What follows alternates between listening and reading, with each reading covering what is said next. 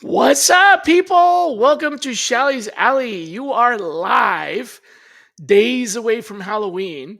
I don't know if y'all remember, but last year, or was it the year before that?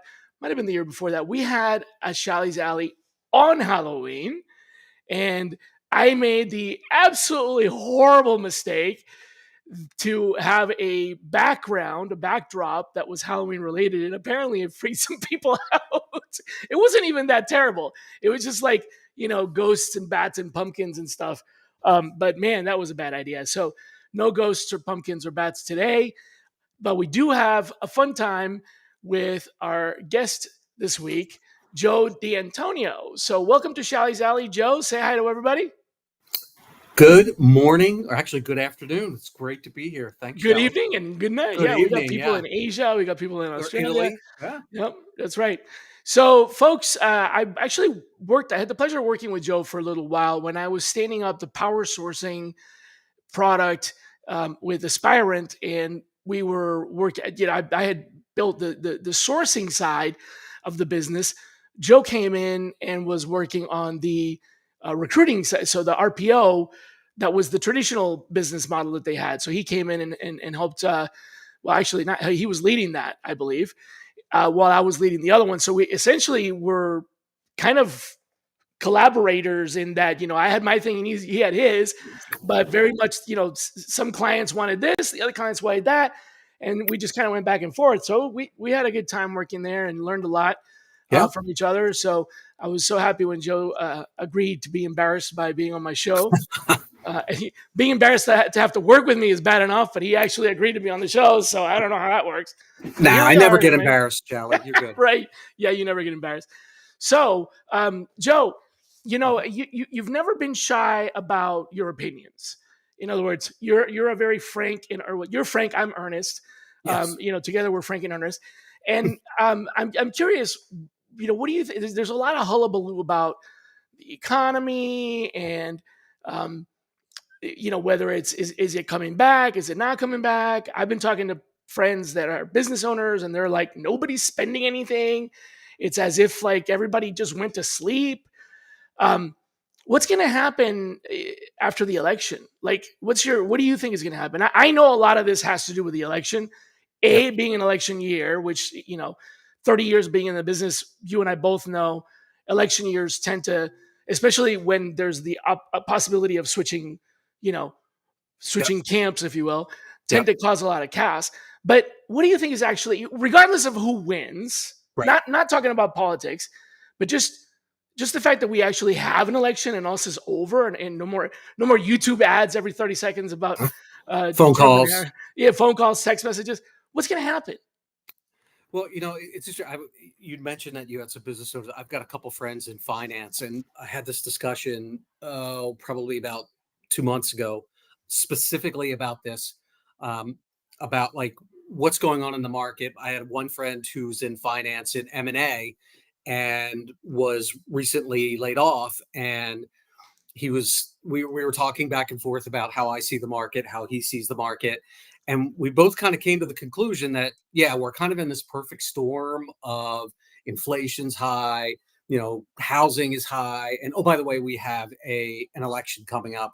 And not only that, you also have all three branches that are or two branches. You have Congress, Senate, and the president that's all up there. And I think one of the big pieces that I've seen and what my friends are seeing is that no one knows which way to go. There's a lot of money sitting on the bench right now, a lot of capital that's sitting on the bench, waiting to see how expensive it's going to be to invest in that, whether that be people, whether that be CapEx, whether that be M&A, whatever that is. It's kind of sitting there just waiting to find out, like, okay, which direction, which policy are we going to have to adhere to? And the bottom line is, how much is it going to cost? Right. So So I think the that's cost of really obtaining sitting money, there. basically, or the cost of investing. Okay. All right. So And that's what does you know, that go mean? ahead. Yeah. I think that means once people, and especially on the finance end, I think once people find out, like, okay, this policy is going to this policy is going to cause interest rates to drop because of Right. one direction. Now the cost to make an acquisition, a cost to an investment, is going to is going to be cheaper, which means we can now invest more in hiring people, which means we can invest in bringing on talent, meaning recruiters to bring their, there's a lot of recruiters that are on the bench right now waiting to see what's going to happen. And I think that sort of domino effect is going to cause companies to hire again. And to now, will they be hiring to the levels they were 3 years ago, where they were writing the biggest check possible to anybody, or what Meta did, where they hired 40,000 people in 1 year during the pandemic, or some of the other companies that pivoted to the reality of what was going on? I don't think so. I think companies are going to be more strategic about it, but I think they're going to have to hire recruiters and invest Yeah. in Yeah. staff Right. and tech things, because they're going to have to do that, especially companies that don't grow organically, where they grow by M&A. And there's a lot of companies out there Mhm. that do it that way. And if they do it that way, that's how they're going to have to keep their growth going, obviously, for shareholder value, et cetera. So Right. I I think maybe not in the beginning, but I would say towards mid to end of Q1, I think you're going to see everyone's settled. There's going to be, okay, we know which way we're going. Now we can go forward with our plans that we were going to do in maybe late Q3, early Q4. Right. So literally so what you're saying, and this is, I believe this as well, is the delay of, what Q3 and Q4 was supposed to do, Yeah. that got basically put on hold. Right. And what you're hearing and I'm hearing from our colleagues, things just kind of didn't move. They did a lot of reduction in costs at the beginning of the year, Yeah. first quarter, second Yeah. quarter, got rid of bad investments. They fired people, they Yeah. consolidated, sold off range. So all that happened, and they were going to start up again in third and fourth quarter, but that didn't happen. So what Right. you're saying is, no matter what, like whoever wins the election, there's going to be a loosening up of and a return to like what we wanted to do, which is going to increase spending. Just a It matter of should, in how theory. much, based In on which policies Yes, get enforced. Okay. in theory, which Yeah. which would be good, because, like I said, there's a lot of good people that are on the bench right now that I think. Do I think it's going to be as large as it was before? I don't think so, Doesn't but have to be. I mean, we might have shrank a little bit, but we yeah, went like, what I saw was like this in January, February, and March. It was this like collapse. complete. And maybe it's only going to come partially back up, but if a lot of people actually have retired, and, that I know have taken retirement, or they've Yeah. moved into other. I've been in touch with, doing a leadership survey that, about talent acquisition, and I've been in touch with folks that sometimes are just replying back and going, "Hey, man, wish I could help you, but I'm not into you anymore. I'm kind of Right. I'm out. Yeah. Peace out." So yeah, I've been making these calls, to put together like a state of the industry in talent acquisition playbook for 2025, based on what TA leaders are saying right now, Yeah. the impact of AI and everything. I'd love to get contributions, by the way, if anybody out there wants to join me. It's a 15-20 minute call. I've got a couple of three major questions. So scan the QR code, and or actually, I think this is, yeah, there we go. That's better. Let's do that one. Scan the QR code and help me. I'd love your opinion on what you think is going to be important to us. What's changed? Has the recruiter profile changed, et cetera? That's what it's about. So, all right. Well, I'm relieved that you agree with me, because I totally think it's just a matter of time. I don't care whether it's big or small, but it's coming back. It is. It Yeah, it and I've it, seen it a will. lot of people get jobs lately. On LinkedIn, you'll say, "Oh, I finally got a job after months and months and months." So that's a huge relief. It Um, is. what do you think? So One of the things that's probably going to come back is high volume hiring, Yeah. because like you said, there's lots of not just M&A, but there's also businesses that, they shrank because of the recession, they shrank because of COVID, and are now revamping up anything from, financial services, tourism, manufacturing, all kinds of things, supply chain.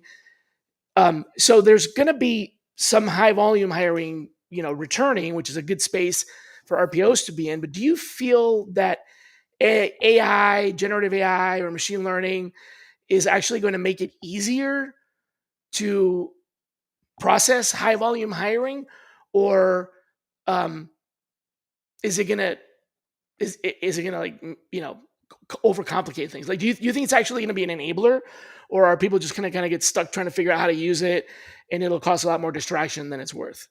Well, we'll probably use the rest of the time to talk about this, Shally, because Oh, Jesus. I mean, it's an important topic, right? Because Right, right, right. AI, like everyone talks about AI, and But the reality of but the they're reality of so these tools, are they yeah. enablers? Are they I, distractors? Is it I both? don't think they're distractors.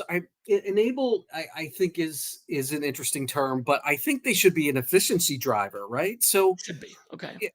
I think there's two things. I think looking before you go into what you truly need to large hire. I don't know if you saw what Chipotle is doing, where they're turning everything over to uh, AI, where they're going to make it 75% faster to hire people, right? But Mhm. the one concerning part for me is that, like, that's wonderful, but what about post hire, right? So there's plenty of There studies should out be there that show efficiencies that can be leveraged it's there. efficiencies up front, which is Right. always great to get to move folks through. But what happens post hire, right? Like, are you going to actually be helping your retention, which is just as important as what's the sense in hiring all these folks if they're just going out, if they're just going to But, leave I was within actually 30 days? working on an onboarding automation, during at my last employer, where we were looking at these onboarding. I don't want to say AI. They were really more like automators that did things like, for example, when someone was brought into the system, it would send out scheduling requests to Yeah, specific people and put yeah, things on the calendar, and those are great. actually, so maybe the onboarding piece might get a little bit more expedited, or at least will remove some of that like inconsistency in the process caused by people, oh shoot, I forgot that I had to Right, invite, right. That's the one piece that we always hear is, "Oh gosh, I have to reach out to that candidate to welcome aboard or do yeah. this," and because I'm busy So with at my least it should be 19 other smoother, right? tasks. Yeah. So yeah, I could see that. So I look at it from an efficiency up front, right? Like the Efficiency up front. scheduling, getting folks through, but I still think the human touch needs to be in there because you have to build Yeah. loyalty. For So what you're me, saying is it's not eliminating the high no, volume. It's just no. enabling it It's to just be bringing less more error people in. prone, more. Yep. Yeah. Yep, and Okay. I do think that because it is needed, but turnover is going to be high.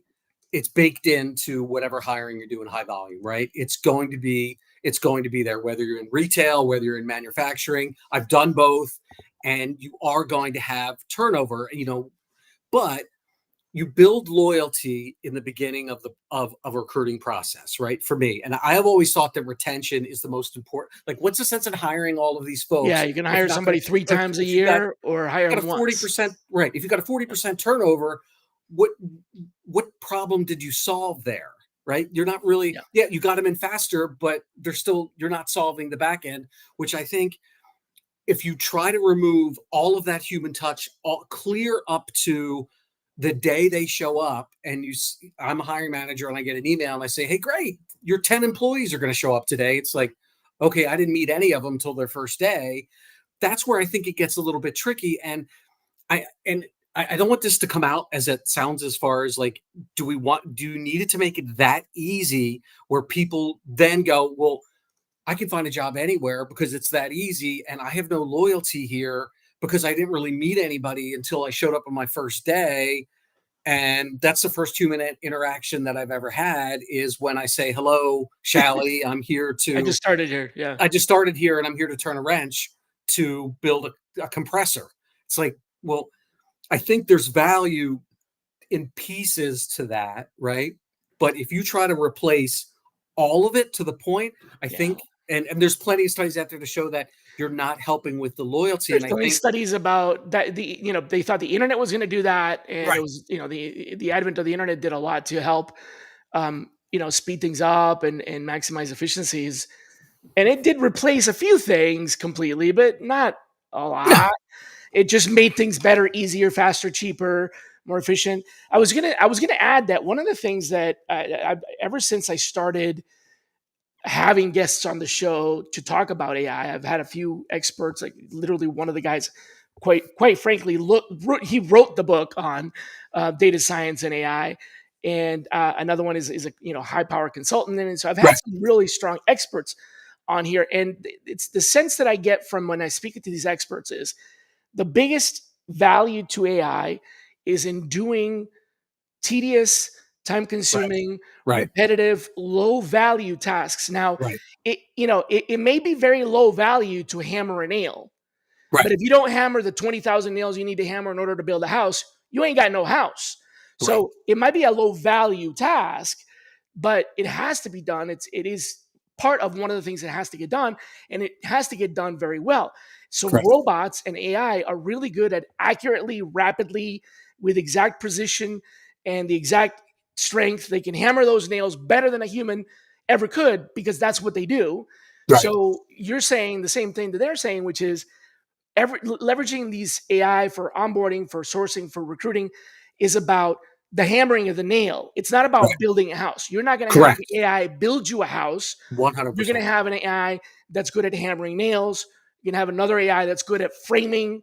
You're going to have another AI that's good at speckling, but right, you're not going to have no be. You're not going to have zero humans building a house. There's right. still going to be And somebody that, I think yeah, that's what people get frightened of that's what is they that, think, right? oh my gosh, it's like you can't. I don't think like recruiting is with human behavior, right? Right. And So it's you literally still quality and consistency right, aided by the tools, but we still right, have to be the responsible party of that right. quality and consistency. Right. Yeah. Right, and then you have to look at all the efficiencies that you're creating for the recruiter, right? And now it's like you're gonna have all this Now it's about downtime. data. Now it's Right, about knowing what to focus on. right, So that's a good point. So now you have these tools, but are people getting distracted with the wrong measurements? I keep getting a lot of, questions about what should we be measure? What are the right right. metrics? What are the right measurements? And I feel like there's a lot of irrelevant data points. I do. I think everyone remember AI is the new big data. Remember when big It is data the big, came out? it's Everyone was exactly talking that. about big data, and it's It's like, just big data with what machine is learning, what literally. is big data? Like Right. I don't know. So I think I look at data and I deal with clients all the time that are always asking for specific points of data, and I look at are we even looking at the right data to tell a story about what's happening throughout a hiring process, whether it be why you can't hire someone or why is it taking so long, right?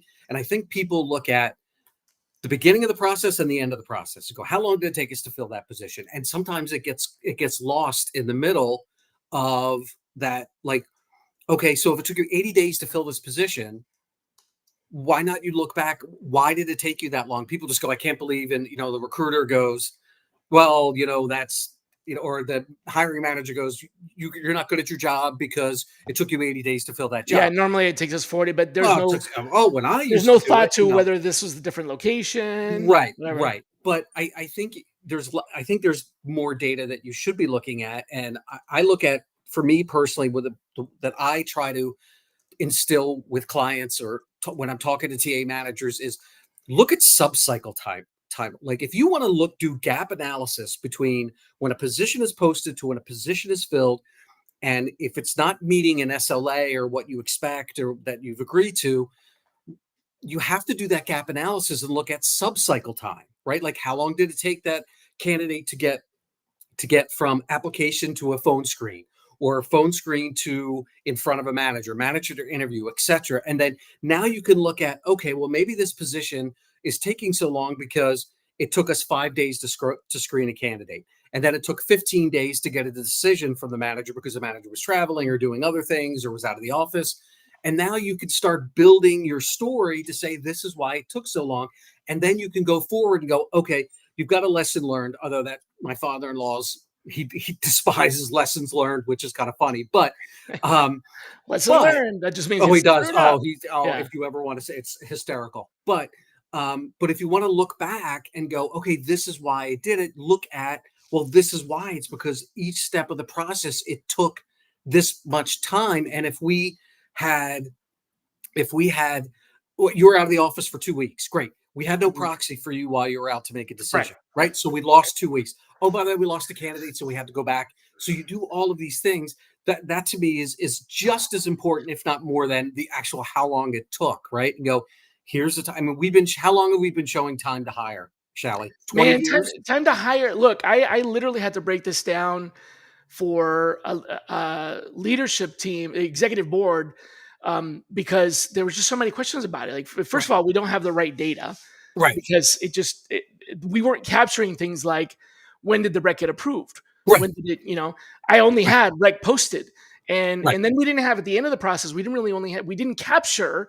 the actual hire date. It was right, we had the start date, right, but that start date would not necessarily be the high. I mean, we made an offer and an off. So there's an offer date, then there's right, an accepted date, right, and then there's like a mandatory. In some countries, there's a mandatory waiting period. right. If Exactly. if it It's if there's a just 2-month notice period right. required by the government, does that mean you add that to your time to hire? Not really, because it's a requirement. You Right. know, I mean that's it's and I think people get caught up in that piece. And it's yep. like another one that I'm a favorite of and is quality of hire. Like that to me That's yeah. That's is almost like just it's almost 39, 30, 60, 90 drop off. That's all. right. And it's That's all like, they look at. Yeah, why and aren't it's not we really. should hammer like and listen, there's a handoff, right? So from a recruiter will say, I'm handing that candidate to you, hiring manager. It's now your responsibility for going forward and really helping us with quality of hire. But if you've identified someone through a hiring process as a hypo, right, and you're bringing them through the process and they're leaving within the first 60 days of hire, is that okay? That's what we should be measuring. It may Why did not be that a person? problem. I mean, it may be a good attrition. If It if could it was be. a There bad is such thing hiring as good decision, attrition, of right? course. Could have been a bad hiring decision. It may have been the person might be excellent at what they do, but it just wasn't a good match. You Right. know, And that and happens, that's true. right? However, I But you will have to say find this. out what the reason is, not just assume that it was bad quality. Right. Now, if you're training your hiring managers and the hiring managers are trained on interviewing and how to identify the right match, right? We'll call it the right match. We shouldn't fall into that issue where if that person gets in and after 30 days you're going, this person's not the right fit. Now, when you're doing high volume, it's baked in again. It's going to happen because you're hiring a lot and you're trying to get people through the process pretty quickly. And there might be folks that you're hiring that may have not have been the right hire, but you're just Right. looking at, I have a class to fill. I've got 20 people I got to fill. Oh, maybe 15 of them will be the right match, but the other five, if they make it through. But when I look at salaried hiring, you should be hiring the right, like you should have made that determination. Yeah, a lot of talk about lately about hiring for skill, hiring for potential, rather than Right. hiring for like what have you done in the past. Right. More about like what are your skills that you're able to employ to impact the future, as opposed to what have you already done, which may or may not be what you want to do in the first place, Right. right? So that's cool. I guess tying this back to the big data as machine Sure. learning, AI is big data plus machine learning. Um, what I think is, even if you have the missing data is a problem, but even if you had Mhm. the data, I still think that there's like we tried in the International Standards Organization, the ISO, we tried Yep. to create a consistent definition for certain things like quality of hire Sure. and so on. And what the way they work is they create a formula that can be adapted to multiple environments. Right. So the end result of this is, if you're going to look at time to hire, you should build that with certain components. Like, for example, one of the components would be time from offer extend to Right. offer accept. Right. That time is a better measure of process and quality Yep. than time to hire, because from the point, if you have some recruiters and hiring managers and candidates where the offer to accept time period is extended, Yeah. you need to understand why so you can dig in and remediate if needed. Right. You also have others like from approved to posted, or from posted to first qualified candidate. So that the ISO is like, here are the chunks, use these chunks, and you can then decide what you want to have the aggregate at. But if you just do time to hire or time to fill, it's there's too many variables that are not well defined. If you put the chunks together, and big data and AI and machine learning is able to help us analyze that by even making recommendations on, hey, it looks like visually there's this peak in Right. your chunks. That's something to look at. Because the other thing, even before big data was a buzz, I remember looking at plot charts, with all the dots. You got the X, Y, and you got the dots. Yeah. I Yeah. don't remember what it's actually called. But I would look at like time to fill and start hired, offer, all that. You look at that data, and what I always found really interesting is that they were just clumps. Like in some jobs it was here, in other jobs it was here, in others it was there. But when you look at the average, it's in the middle. Right. However, nobody in the organization ever conformed to that number. Right. It was, this team does 20 days to hire, this Right. team does 55 days to hire. Right. The average is whatever, 37. Nobody Right. actually does 37. Right. So that tells you nothing.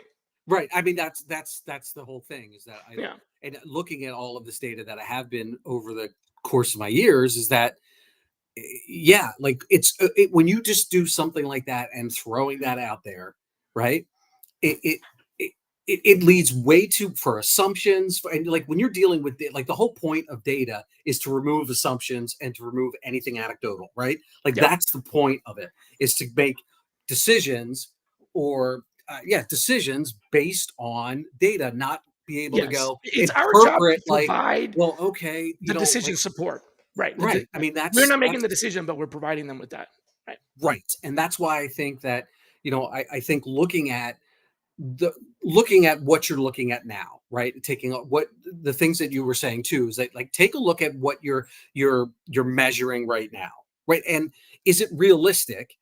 If you put that in front of your HR leadership team or the business, are they even going to understand like what good is? All right, is 80 days good? Well, I don't Right. know. So Like, you got for to start you're with in measuring Dartmouth, first. Pennsylvania. Is that Yep. is that good? Is that bad? And I think Right. you First, have you to start with the you have to chunks. define that. And Aaron, sorry, Aaron, I tried to post your comment, but it gets cut off in the bottom here. So, Aaron makes a really good point. So first, you have the chunks, so you can use the chunks to analyze. Then you Yeah. start measuring, so you know what's actually happening. Yeah. Then you can start developing those patterns and compare and contrast this department versus that, this month versus that, this quarter versus that. So I'm going to read you Aaron's because it got cut off. He says, monitoring the subcycles can Mhm. identify where the opportunities are are going to be, which is what I was saying. Um, and that's where you can look at the recruiter and the hiring manager. But that's exactly what I was trying to make the point of. But if we Yeah. want to measure a time metric that's important to the executive leaders, it has to be the entire cycle. And to add to that, the reason for that is leadership needs to know, the CTO needs to know if they need a left-handed Japanese speaking widget smoker, how long is it going to take to hire that person? Right. So we know when we need to start budgeting and Right. advertising the job and preparing for, because when they come to you and say we need it now, it's already too late. So Right. that's Aaron's point, is the leadership needs to know what that time is, that lead time, right? And he actually offers up a kind of a definition for the entire time to hire, or time to productivity, which we didn't talk about. So he says the clock starts when the need is identified. In other words, we know we're going to need this. Is Mhm. either we're planning and we know in advance, or we have attrition and we know in advance, workforce planning, or we have someone we know we're going to promote and we know in advance, right? Or we have someone that's going to lead, so we know in advance when it's identified, and it ends when the quote unquote butt is in the chair. Yep. Um, the thing is, we looked at this in the ISO, and here's the problem: when the need is identified, sometimes the need is identified too far in advance. It's planning. Right. So we know we're going to hire, and then the need changes. So that variability throws a wrench in the works. In other words, we identified the need this year for next year, but then next year comes around and things change. So we can't use that as a measure. But I understand what he's saying. And Yeah, then when the butt is in the chair, this is another question that I get: is do we measure time to hire as time to productivity, which is what he's saying is it's a separate measure. Person started, that's essentially the hire, right? Like they've been right, hired and they're on the job. But you might know that your organization takes 3 months to get someone to productivity. Well, if you already know that, then you can add that to the time to hire. So you can have, in my vision, I'm seeing a spreadsheet with, time to post, time to first right. submittal, Yep, time to offer, time to from offer to accept. That's what I did is I had a dashboard that had that, and sure. then a column that the CFO sees and the CEO sees. That's the aggregate of that is from time, actual time to fail and time to productivity. So they Right. have all of it and they can dig in if they want to, but what they really want is that red, green, yellow on the right side that is the ultimate measure. And unfortunately, that's not something big data is good at sussing out, because you have to adjust for the delays that are already organic to the process. For example, you were talking about a hiring manager being absent, um, or an economic impact. So there's these. You can put the data together, and the machine can make its prediction, but you still have to temper that with your empirical knowledge of what could have possibly caused that aberration in the data. This year, we didn't do as well as last year. Why? Was it because of something we did? Was it something that happened externally? Right. Was it because we changed the definition? Right. There's so many things that can go into it. So it's still not automated, is I guess what I'm trying to say. That data uh, that the leadership needs is still not something that you can just put on autopilot, unfortunately. No, and it's interesting you talk about like when an employee tenders their resignation, right? And Aaron probably knows this dealing with hiring managers in the past, is that how many times have we gotten a job where the person had left a month ago and they're Yep. like, And "Oh now we yeah, I guess I need to replace that person." So now you're 30 days, just don't, in the hiring manager's mind, so you're 30 days in the hole Mr. and Mrs. already. Hiring Manager, when did you need this Ah, person to you're start? A month ago. a month ago. Right. So and it's like, I need somebody now. It's like, well, Yeah, hold on, let okay. me let me jump on my time machine and I'll be right back. I mean, I'll be Right. right Like, back so tomorrow now with we're, so yesterday. from a recruiting standpoint, right? Now we're 30 days in the hole, Yeah, right? And according now to them. from a manager standpoint, they're going to say, I want this job filled in 35 days. That may take 65 days. And now that you have all that pressure, and and from a recruiter standpoint, we teach our recruiters how to have that interaction and manage and set expectations, right? Why hasn't it been filled? Why isn't going, what's Are you going guys on? doing your And job? Did you yeah, already oh try to yeah, post and then this you on get LinkedIn? Oh no, oh, no, we that forgot where about it's that. like, Yeah, sorry. yeah.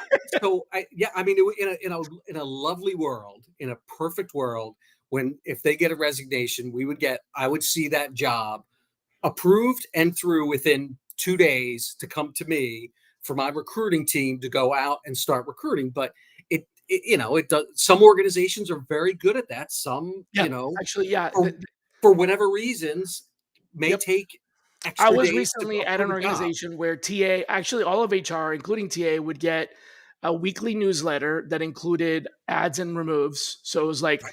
here are the people that start on Monday. Yeah. Here are the people. Here's Monday's starters and here's Friday's leavers. Mhm. And so we knew when that was happening. And sometimes we knew that a lever was well expected. We already posted the job and we already knew who the person was because they told us 3 months in advance. So it wasn't like all of a sudden. But when they were all of a sudden and we didn't know, that gave us enough of a heads up to be able to reach out to the hiring manager and say, "Oh, somebody left. Um, are you going to repost the job? And when do you think you're going to do that?" And then they could tell us, "Well, we're we're going to put it, fill it internally, or give us a few months, and but we have that in advance." It's very good to Right. have. I mean, and ultimately it comes down to communication, right? And I'm going to zag a little bit outside of data, but it comes to communication, making sure the business and talent. I mean, Right. this. You've been doing this for so long, or as long as I have, maybe longer. Is that that the business, you can look at successful hiring campaigns that are tied to use of data and communication, right? Where people are actually, there is a two-way communication going back and forth, right? So if you don't have good communication, if the business and talent acquisition are miles apart, you will continuously run into that. So, is that's my pitch for talent acquisition is like, Hmm. and for the business to get closer to each other, because that's how you'll truly having good conversations and making sure the talent acquisition has a seat at the table, right? So, Absolutely. It's not just us. Aaron's saying it's not just us. right. And there's also another party involved, right? The hiring manager. Um, so good. This is a great conversation on that, and I think it's insightful for folks to sort of see what we think about this in behind closed doors, if you will. Yeah.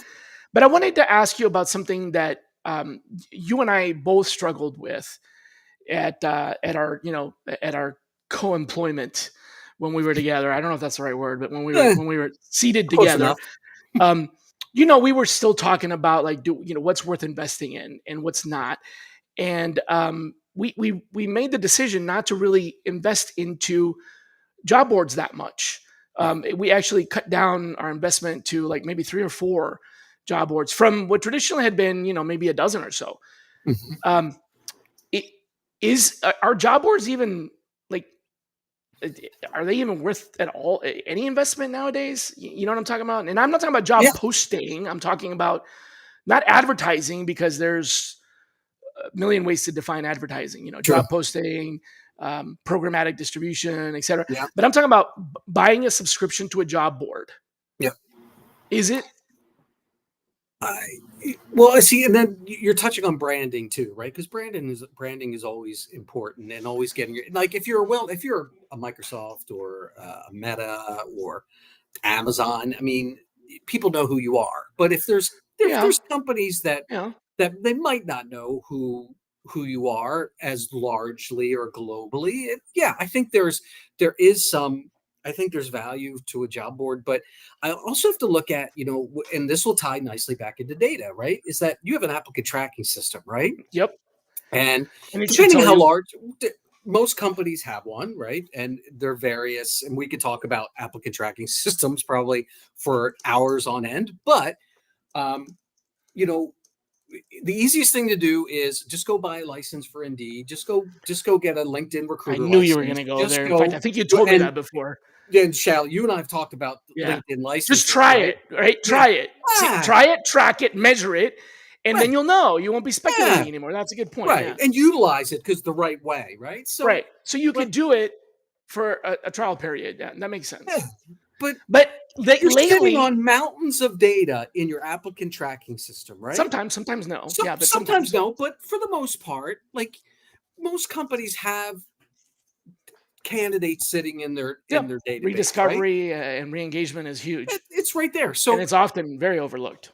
right, well, that's my whole point is when before you go looking externally and budgeting, like how much we should be spending, you really should be looking at what do we have internally right now, right? Like what can we be doing with the data that we have right now?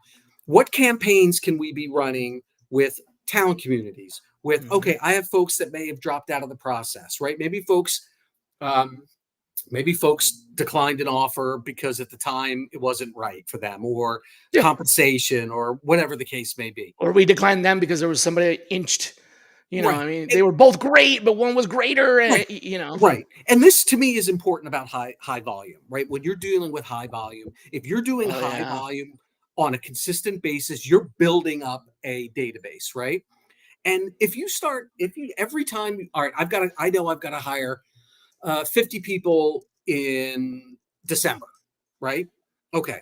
Well, most people go, all right, just go to Indeed, go sponsor a job, do a campaign, do this, do that. And it's like, well, you've got a whole database of folks here that there's an excellent chance that you've already paid for that you're going to be paying for again by just getting bringing them back into so it's like Yeah, you're gonna advertise to somebody you already captured, that you've already and by captured. So captured I mean the date. Yeah, right. So I'm not why not saying we're like look at that captured. first? Right. Like, but Applicant trapping.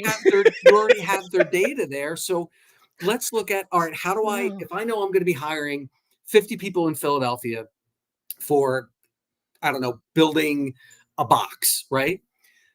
Instead of like, and I know the first thing people say, let's just go spend, how much money do we have to spend on programmatic? How much do we, well, okay, let's take a look and see what we have here first before I start creating budgets. So if I have 10,000 people that I've already brought in that meet the criteria that I'm looking for, that I haven't been able to engage to a point of at least getting an interview, why wouldn't I start there first before going out externally that way?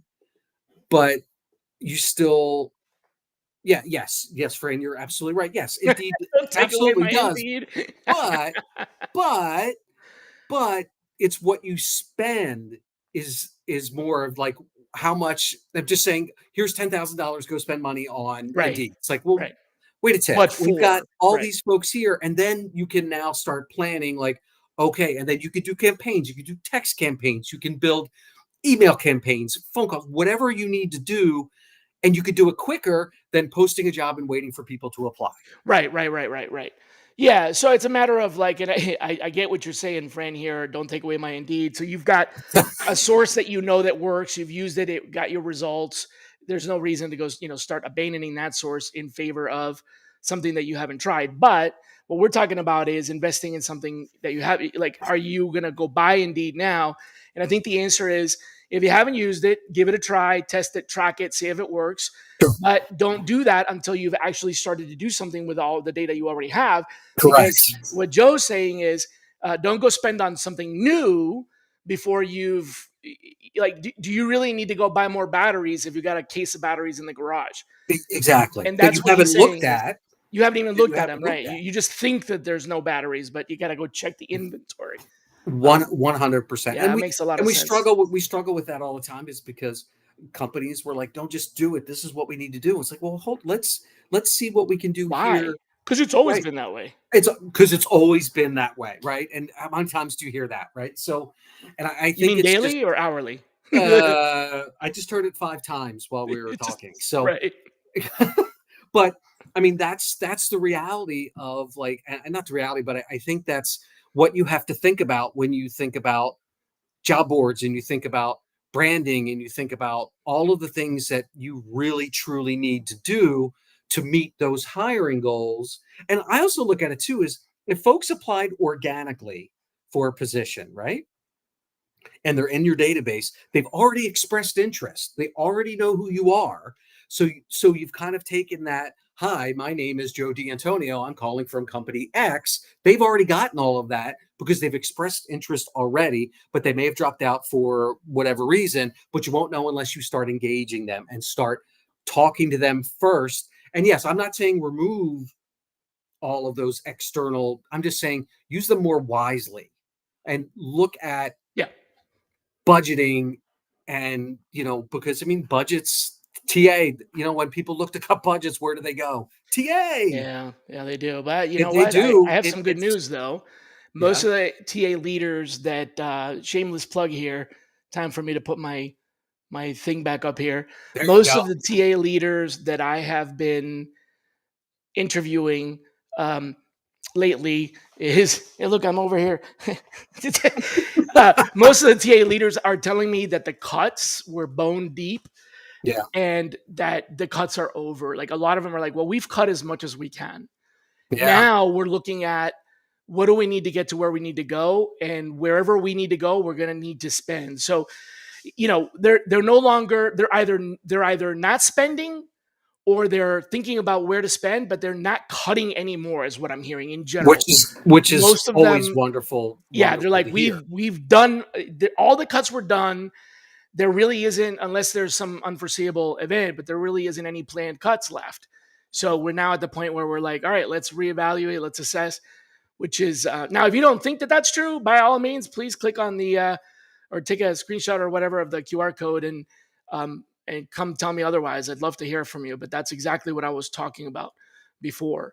Um, so let me ask you about this. Do you still have a little bit more time? I do. All right.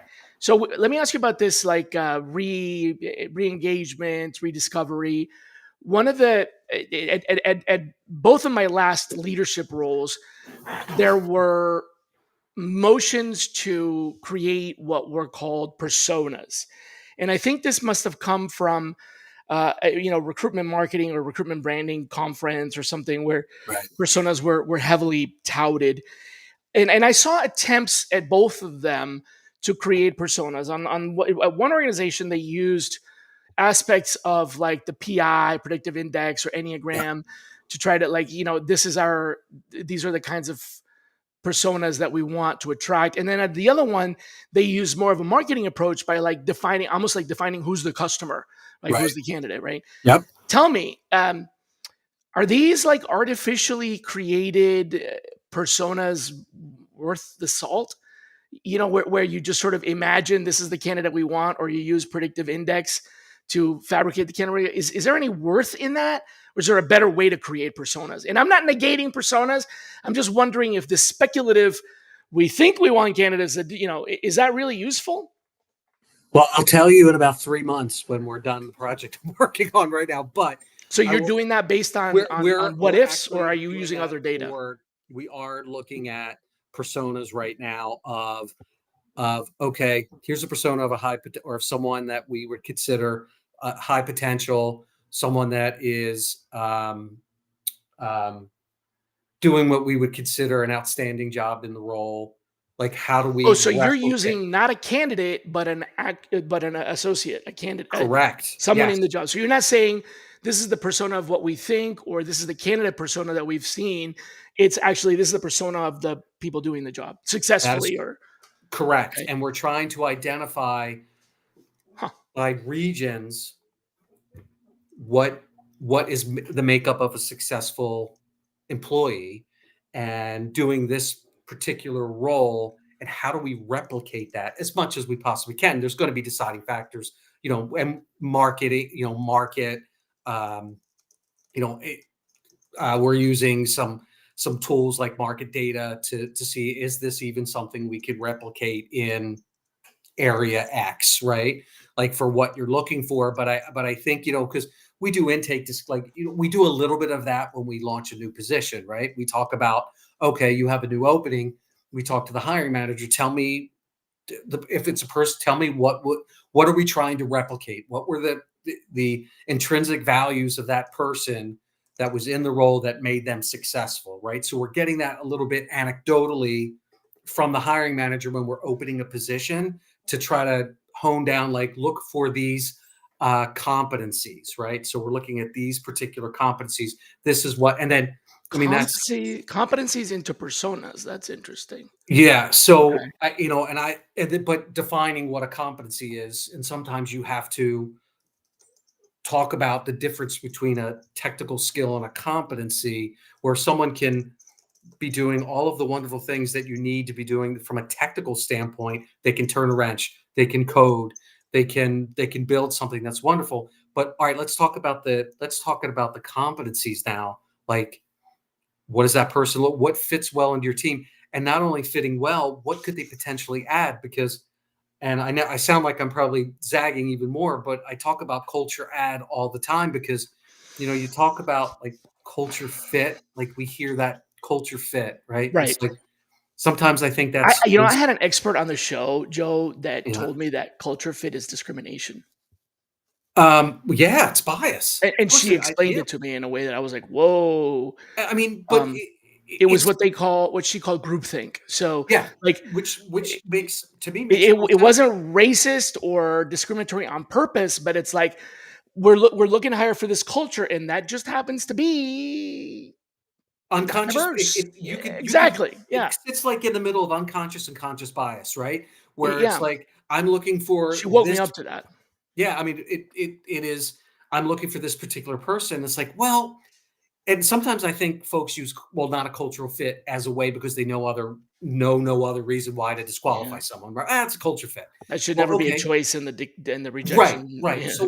So I've been, and anyone who knows who's worked with me, I've been championing this for years, is that look at culture add. Like, instead of looking for a reason not to hire someone, and I know everyone thinks this, and Joe, you're probably saying what everybody is saying, but it's like, how often do we say, well, okay, instead of were you looking at did they fit into the box that you were looking for, did you say, well, can we build another box for this person that will ultimately help us? And I don't like to use boxes, but it but if you look at it that way, like, would they be bringing something into our organization that we've never had before that could actually lift everything and doesn't have to fit into that nebulous area of unconscious conscious of what I just because you know what? Maybe that culture fit isn't working anymore. Maybe it's not, maybe it's That not culture, hitting the right, right. goals. And Maybe it's what if that. you're trying to Maybe you change the need to culture? bring a different way of doing Another something. perspective, yeah, Right. diversity of thought. I love different perspectives are wonderful, which is why I love RPO, quite frankly. But I think that different perspective, and some folks are open to it, some are not. And it's just teaching them how to at least look at it that way, as opposed to let's make the tent bigger instead of making it this small where I don't care what they could do, but if they don't fit into what my idea of this is, I'm not going to hire them. And it's like, well, that's biased. That makes sense. Um, yeah, we did talk about the bias. Well, I was gonna ask you about something about that, but then I just got sidetracked with another thought. Sorry about that. I know I wanted to ask you before you go because we're getting short on Yeah, time. yeah.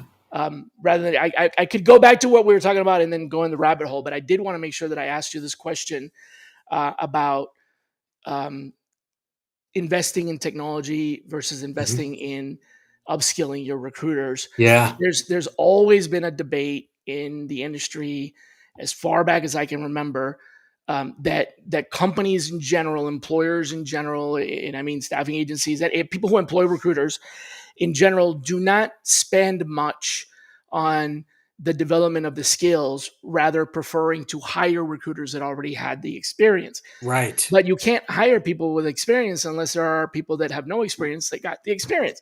So, it's one of those, like, at some point you have to provide them with upskill or development opportunities.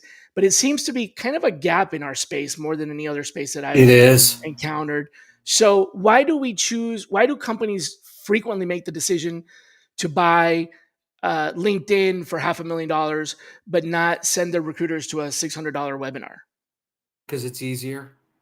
It's easier to buy well, okay. Easier. I mean, like, honestly, it is. I mean, Shally, how many times have you heard we don't have the time to do that, or we can't do that? And yes, that would be wonderful if we could do that, but we just don't have the time. I don't Hmm. have the time. I need someone with experience. I don't have the time to bring somebody in with less experience. I mean, that's a whole nother subject. Is But but time, but but right? but I want to be I want to be the devil's advocate here and Yeah. say, because I've made the decision to hire technology, and of course me, I've always been Yeah. a developer of skills. So that's I've Yeah. done both, but I can tell you that every single time that a technology was selected, there was always upskilling, training involved. So if you don't have the time to give your recruiters fundamental skills, but you go and spend on tech, you're going to have to make the What's time to train them on that Well, too. that's So that's the point is like, what's the point of spending money on something fancy that's going to do all these wonderful things that, but if they you don't know have how to a use or recruiting don't team that want has to no use, idea how or to use it, yeah, or you're still going to or spend the time. So that time objection goes out the window. right, right, but that's kind of what we deal with. Or you think about like, okay, before you make a decision on what particular tech to add to your stack, is why you need to evaluate where the gaps are in the first place. Like, okay, so if I have a recruiting team of 5 folks, right? And if I add technology into their day to day that will grant them efficiencies, what are they going to be able to do with those efficiencies? Yes, if you save them an hour a day, what are you going to do with that extra What are hour? they? All right, so now what are they going to do? Like, so Mhm. now it's like, okay, then you have to figure out. So if I can give you, Shally, if I can give you back 3 hours of your day because I can install technology that will help you do some of the tasks that you were doing before. Now, what are you going to do? Repetitive, automated, The tedious, low value. repetitive. So now, what are you going to do? That should be time for you to source, to build relationships with your hiring But we don't manager. know how to source, and we can't Uh, teach them because we don't have time. Right. Well, so it's like, but that's I know that's the issue, but that's where you Yeah, have to look at source. Okay, sorry, making I cut the you off. time. I think the three things you were going to say is source, spend more time with qualifying better, like deeper candidate qualification, and spend more time With with your managers, hiring giving them managers. feedback, As a talking Yeah, to so them those are about the what's three going areas. on, and if Whichever they, one, pick one right, of those three and do that with the time. right, and getting better at, like I one thing we talk about is recruiters having to have difficult discussions with a hiring manager, right? And you can only get better at something like that by repetition, right? Like being able to have that discussion and um, continuously be able to feel comfortable with an uncomfortable conversation that you may have. That takes skilling to do that. And the hope is that if you're creating efficiencies, your team will get better at that because now they will have more time and you will have more time because now you're managing less of a process because the technology is driving those tasks that are low touch or that are more of the administrative piece. Now you could spend more time upskilling that your recruiters, talking to them about what's really important and how to message back to managers, and building relationships with managers and candidates and sourcing. Yep, candidates, hiring managers, and sourcing. Yep. But you know what happens instead? I'm just such a devil's advocate. We end up fighting about the technology, who wants to Right. use it, who doesn't want to use it, Right. who's using it the wrong way, who's using it the better way, Right. who wants to change it so that it works the way the other technology used to work at the other company they worked at before. You got the recruiter that's like, well, when I was at Facebook, we had this other thing that does this. Can we make this do that thing? Sure, we can, but that's not our process. That was their process. So now we got to Right. change our process because we got the thing out. Bleh. Ugh, I'm with you. I'm with you migraines, on. Yeah, oh, migraines. yeah. But it's the Ugh. business we chose, Sash. Well, Right? yeah, it is the business we chose. However, I would rather not make the decision to blindly spend on tech before making sure that my team is ready for that. I Exactly. see it Yeah. as an extension of their capabilities, right? 100%. Yeah, So it just should like enhance. training, it's you reach some level of stability in your productivity. Training gets them higher, more productive, more specialized, more more capable. The same thing with technology, and you don't want to do both at the same time. You want to invest in the technology, let it sink in, then do the training, or invest in the 100%. training and then get the technology that satisfies that new need.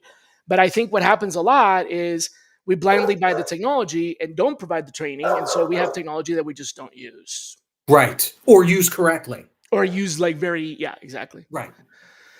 Well, Joe, it's been great, but I gotta go. Shut this down because I've kept you almost an entire hour now. I Okay. do need to ask you two questions that Please. everybody gets asked, and those questions Okay. are: number one, who should be our next guest?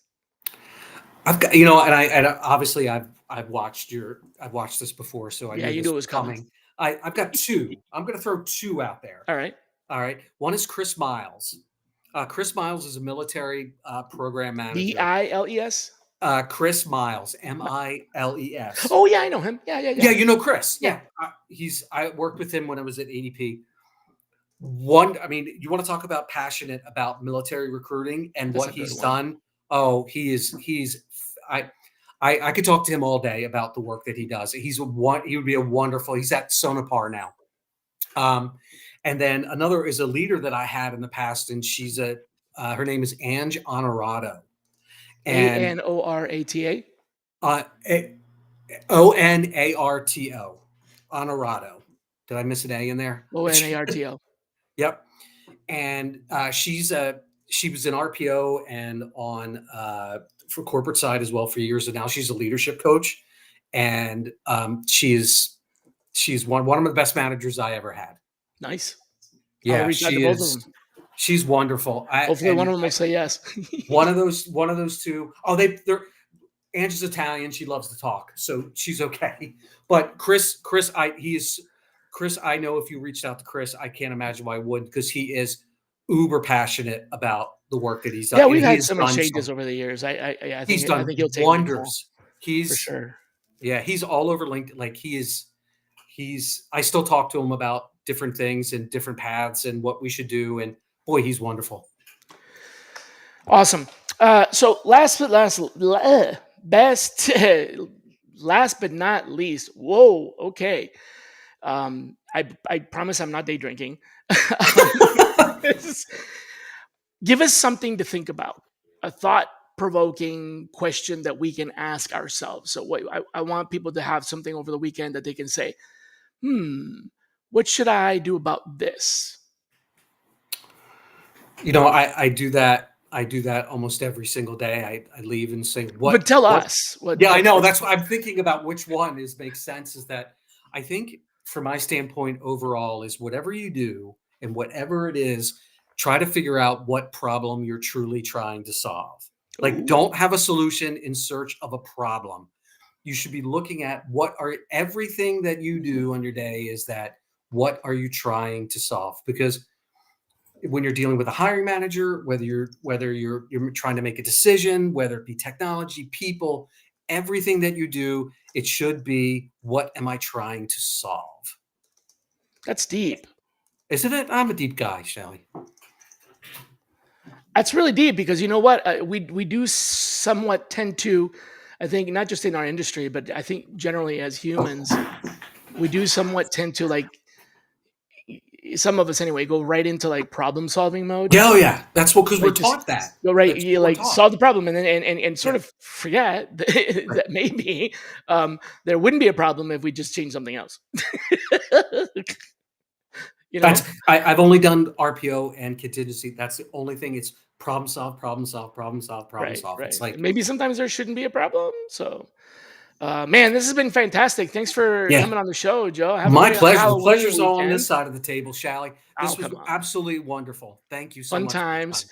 Folks, Yep. I am going to be a professional sardine next Friday in a tin can going 500 miles an hour, crossing a large ocean for about 24 hours. So no Shally's Alley. I'll just probably choose one of my favorites and replay it. But come back the following week and we have Bukola Stewart as our guest. He's a sourcing leader and just recently got back from, actually probably still at SourceCon. So come back next week, the week after, to see Bukola. Until then, please be kind to yourself.